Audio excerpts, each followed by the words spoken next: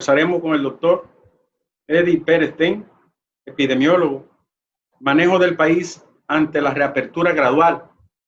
Nada más adecuado que una opinión respetada, científica, técnica, en este momento en que se va a producir la tercera fase. ¿Cómo lo evalúan los epidemiólogos? Son los que más saben de esto, porque son los que estudian la conducta, el comportamiento de la enfermedad, sus altas, sus bajas, su prevalencia, su latencia y las variables que comporta una enfermedad. Ellos son los que estudian eso. Por lo tanto, son las personas más calificadas para hablar de este tipo de cosas en estos momentos. ¿Ya lo tenemos, Argeni? Está ahí, doctor. El doctor Eddie Pérez Ten ha estado con nosotros anteriormente y hemos conversado con él buscando luz sobre estas cuestiones relativas al COVID-19. Doctor, muchas gracias nueva vez por acompañarnos aquí en el rumbo de la tarde. Bienvenido. Hola. Sí, aquí estoy, perdón, que no falló la conexión en un momento. Saludos, buenas tardes, ¿cómo están ustedes? Bien, aquí, doctor, en la batalla. Saludos, buscando luz doctor. con ustedes. Adelante, Leila. Mire, doctor, ¿cómo usted cree que ha transcurrido durante la fase 1 y lo que va de la fase 2 el comportamiento de la pandemia en función de los datos epidemiológicos oficiales que recibimos todos los días de las autoridades de salud pública? No sé, según lo que hemos estado recibiendo del Ministerio de Salud, aparentemente la movilidad que produce la apertura de la economía no ha aumentado el número de casos significativamente. Luce ser, como hemos visto y hemos estado registrando, de que el aumento de casos diarios es de un 2 a 3%. No ha subido más de ahí en los últimos 15 días, no obtenemos una mortalidad más alta, no tenemos una ocupación de camas más alta, no tenemos tampoco las unidades de cuidados intensivos más de ocupación de un 2%. Es decir, que aparentemente las cosas han ido paulatinamente, según lo que estamos recibiendo de la data del ministerio, haciéndose como esperamos, ¿no? Esperamos que a medida que vayamos abriendo, poco a poco, nosotros entendamos que si hay un aumento inusitado de casos, entonces tendremos que restringir la movilidad. Pero hasta ahora, según vuelvo y repito lo que nos reporta el ministerio, los casos no han aumentado y entonces la apertura es plausible y hay que seguir estimulando a la población de que siga no solamente intercambiando, sino tomando las medidas de precaución, de higiene, distanciamiento físico y barreras de protección. Doctor, nosotros reconocemos que en muchas cuestiones el gobierno y la comisión ha acertado, ha tenido tino, ¿no? Ha tomado medidas positivas. Eso lo reconocemos en muchos casos.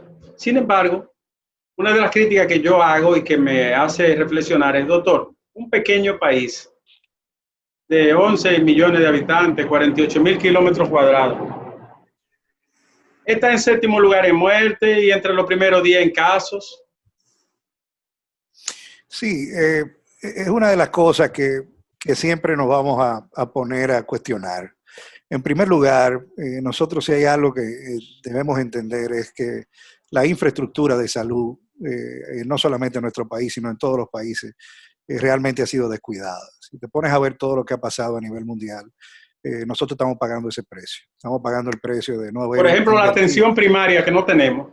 Eso es una de las cosas. Yo creo que es una de las enseñanzas precisamente que tenemos que hablar de las lecciones aprendidas que ha dejado esta pandemia. Y gracias porque hiciste el señalamiento. Es que la atención primaria ha sido prácticamente nula en nuestros países. Fíjate que Estados Unidos está pagando eso.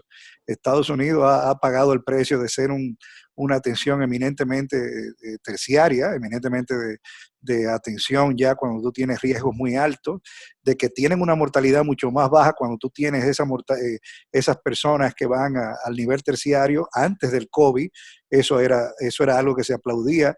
De que tienen un 17% del Producto Bruto Interno dedicado a salud, también es el más alto PIB que que se hace. Sí, pero perdóneme que le interrumpa, pero el sistema de salud americano en su integralidad no está entre los mejores del mundo. No, a eso iba, Ricardo, precisamente. O sea, no importa que tú tengas el 17%, exacto, de si tú tienes un sistema que está atomizado totalmente. Y es una de las cosas que tenemos que aprender. O sea, no se invirtió en atención primaria, tiene una disgregación muy marcada, y eso debemos aprenderlo también para República Dominicana. Yo creo que aquí también nosotros pagamos el precio de eso, pagamos el precio de no invertir en una infraestructura de salud, de no invertir en la atención primaria, de no buscar esos líderes comunitarios que pudieron haber sido tan esenciales para evitar esas 500 y pico de muertes que tenemos.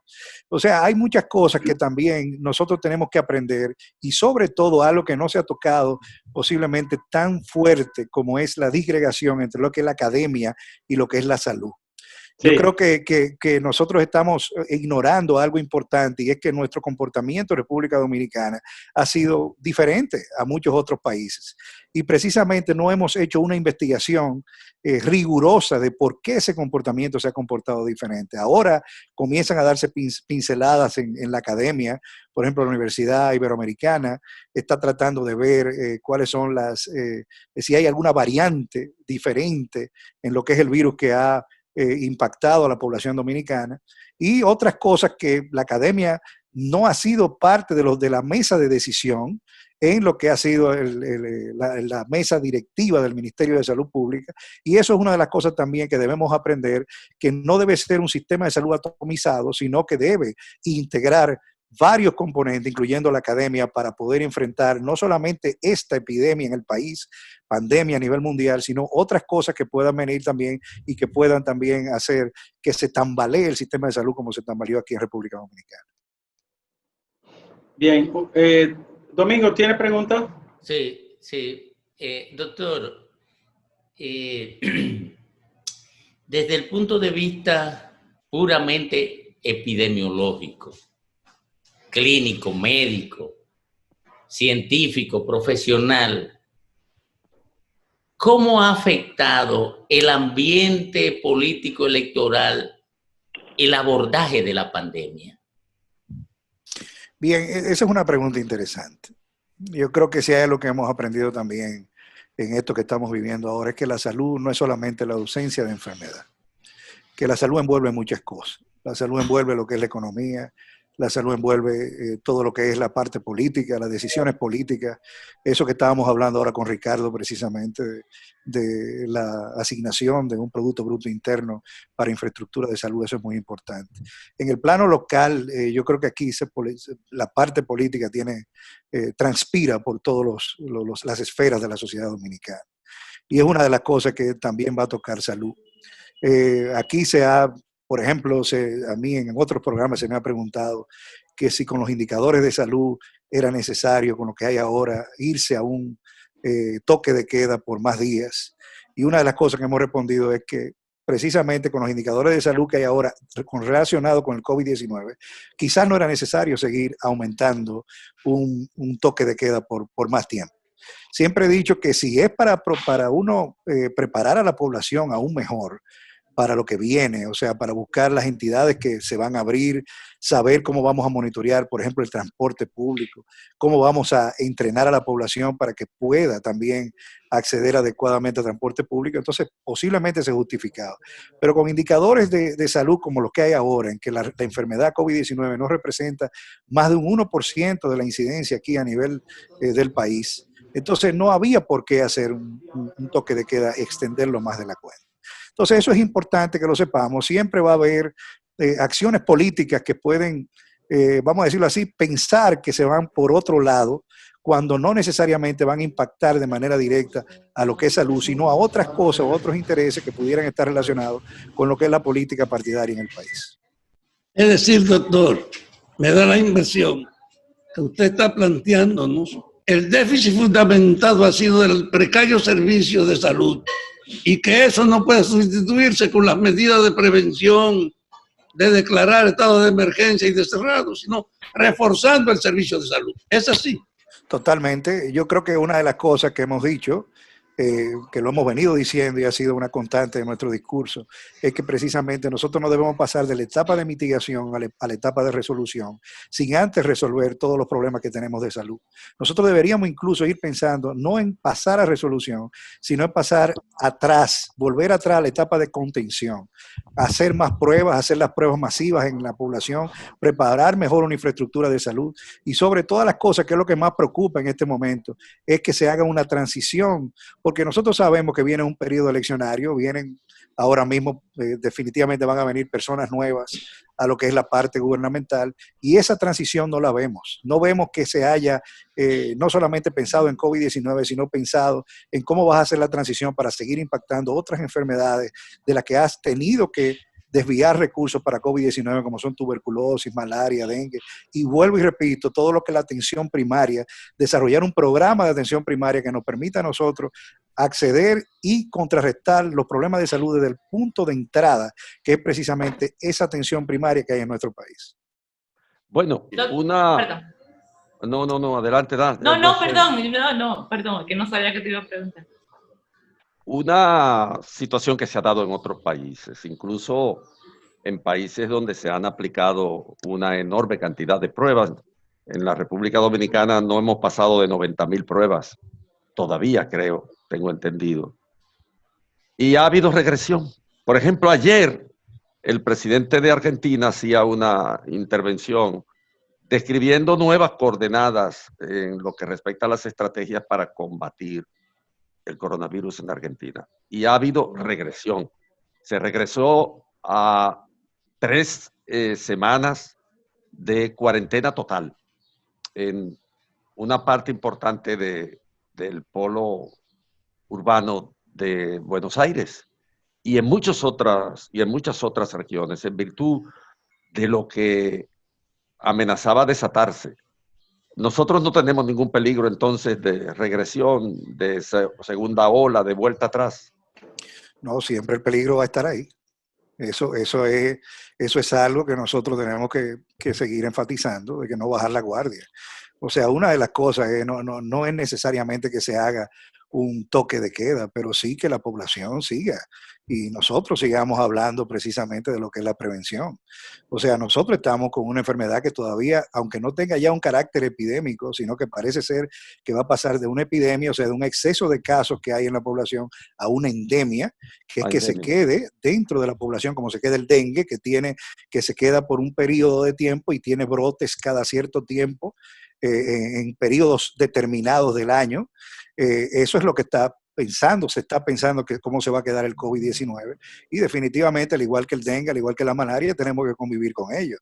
En el caso específico de esta enfermedad, nosotros sabemos cómo se previene y lo que queremos precisamente es tratar de que no haya esa segunda ola, de que no tengamos que volver a confinarnos. Ahora mismo, por ejemplo, la economía, sabemos del alza del dólar, cómo está, y una de las cosas que ha precisamente impactado en lo que es la parte económica es precisamente ese confinamiento, que todos lo manejamos porque hemos recibido información sobre eso. Cuando tú cierras y cierras la productividad, la movilidad de la población, no solamente reduce la posibilidad de transmisión de la enfermedad, sino también que impacta la economía, sobre todo algo importante, le impacta la salud mental. O sea, hay que seguir apostando todavía a que la gente se cuide, a que la gente comience y siga usando sus mascarillas, sigue haciendo el distanciamiento físico, la higiene, y no poder venir a una segunda ola de casos que pudiera ser peor que la primera si no estamos preparados y si si bajamos la guardia pensando de que no vamos a tener los casos que pudieran sobresaturar el sistema de salud, y entonces venir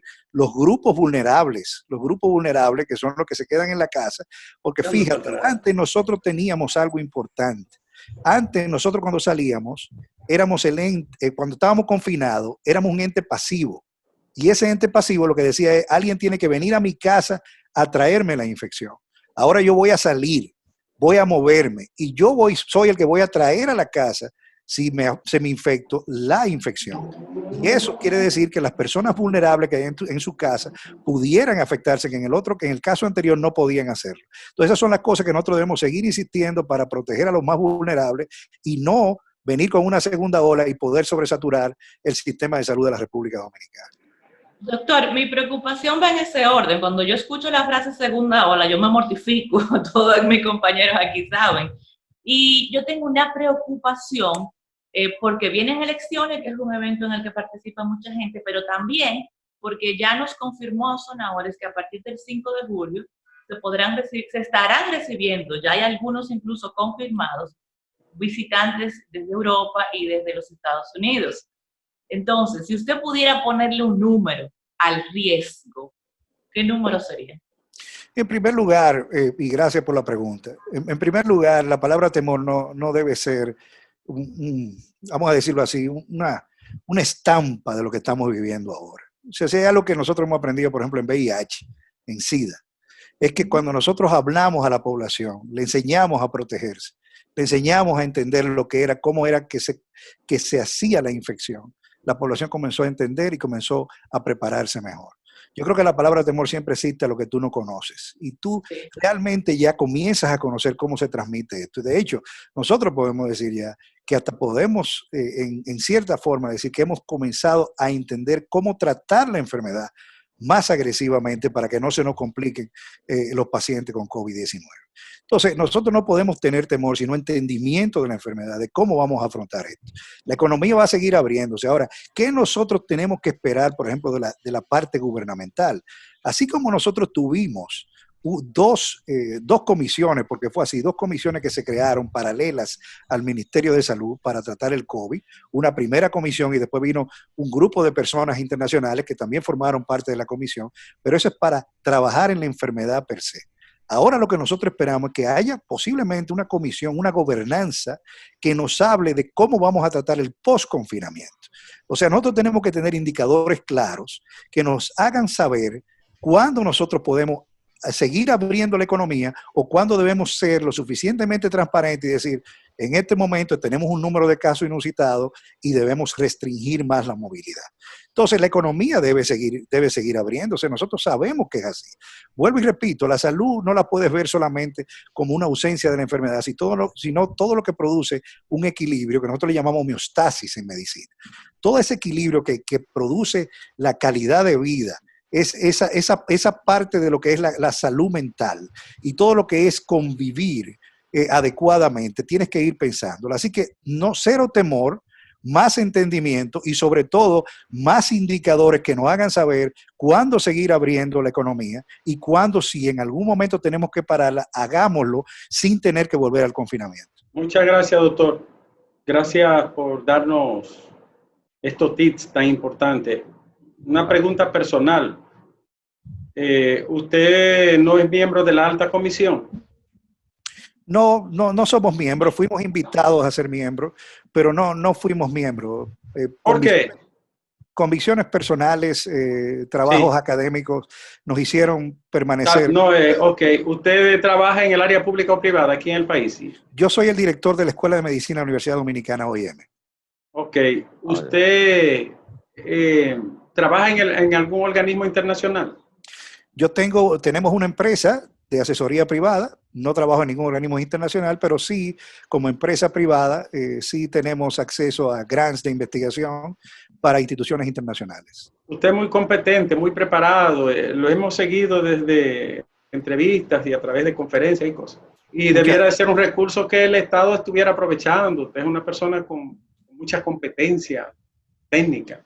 Yo creo que la oportunidad que ustedes me han dado, de todos los programas que he ido, las preguntas interesantes que ustedes me han hecho, yo creo que ha sido un aporte realmente a la parte gubernamental. Yo creo que la parte gubernamental ha seguido mucho los comentarios que yo he hecho. De hecho, algunas de las cosas que yo he mencionado en programas que he participado con algunos de ustedes. Es así. ¿Dónde se formó finalmente, doctor? Yo estudié aquí, mi medicina la hice aquí en la Universidad Nacional Pedro Enrique Ureña. Me fui fuera al extranjero, hice varias maestrías y además hice un PhD en salud global y además hice una maestría en gerencia internacional de salud en la Universidad de Frankfurt, Alemania. Bueno. Usted es una persona muy competente. Nos alegra mucho que tengamos profesionales de su talla, con su formación y con su compromiso también. Nieve. El país. Nieve, permíteme antes que se vaya una opinión de su presentación hoy. yo percibo que es un descuido inmenso que no tengamos una unidad operacional para enfrentar la crisis. La unidad, la cumbre, para que el gobierno y todos los sectores trabajáramos juntos, sería un gran aporte. Y usted en su conversación ha mostrado que esa labor educativa de orientación es básica. ¿Usted cree que debe ser realmente una cumbre de la unidad que se enfrente Bueno, ya a es este una problema? es una pregunta política ya. ¿A ti qué te importa, por Dios? Bueno, pero si él quiere responderla, pero lo invitamos como tema. Pero ven acá, él es un hombre adulto, ¿qué vaina es esa tuya? Gracias, doctor. Muchas gracias por acompañarnos. Un placer. Buenas tardes, siempre un placer estar con ustedes.